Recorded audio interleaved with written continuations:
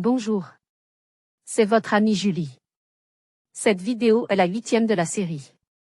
Je vous invite donc à regarder les 7 premières vidéos, si ce n'est pas encore fait. Nous avons déjà préparé 3 vidéos portant sur la maturité chrétienne, les vidéos numéro 4, numéro 5 et numéro 6. Nous nous sommes sentis obligés de préparer une autre vidéo pour ajouter une idée très utile. En effet, dans la précédente capsule, nous vous avons donné 3 façons différentes de faire briller votre lumière. Dans cette vidéo, on expliquera une 4e façon de le faire. C'est un point qu'il faut bien considérer, parce que, en Philippiens chapitre 2, verset 15, la Bible nous demande d'être des foyers de lumière.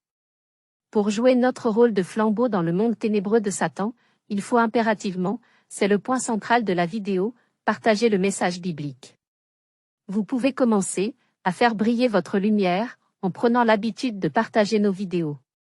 C'est bien de réfléchir sur la façon dont la lune nous renvoie la lumière qu'elle reçoit du soleil. Une méditation sur l'exemple du Christ serait également très utile. En effet, Jésus est venu sur la terre avec la mission de nous partager l'enseignement qu'il a reçu de son Père. Jean chapitre 8, verset 28. Luc chapitre 4, verset 43. Jésus a demandé ensuite à ses disciples de partager son message. Matthieu chapitre 28, versets 18 à 20. Le récit biblique de Jean chapitre 4, versets 7 à 42, renferme des leçons très précieuses à ce sujet. C'est l'histoire de la rencontre de Jésus avec une femme samaritaine.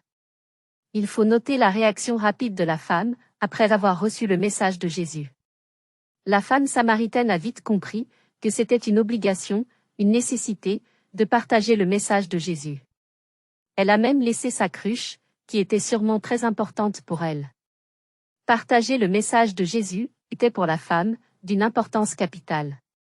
La Bible, dans le verset 39 de Jean chapitre 4, nous apprend que la prédication de la femme samaritaine a été couronnée de succès. Cette femme nous laisse donc un très bel exemple à imiter. Ils sont nombreux, les versets bibliques qui expliquent que c'est un impératif de partager le message de la Bible. 1 Corinthiens chapitre 9, verset 16.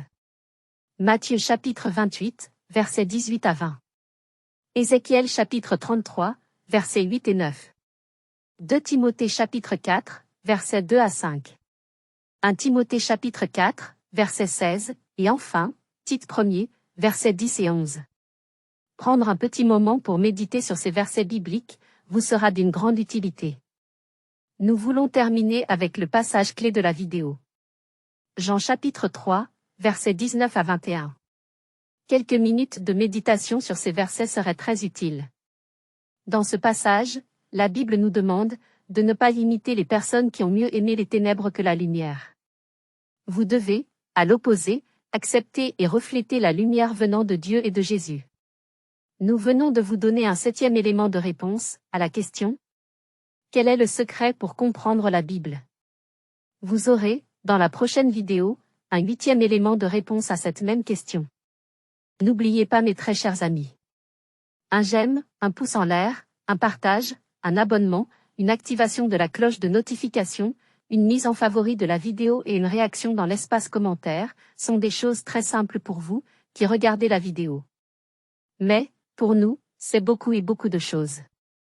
Ce sont toutes ces petites choses que vous faites, après avoir regardé chaque vidéo, qui nous encouragent et qui font grandir la chaîne. C'était votre chère amie Julie. À très vite pour la 9e vidéo.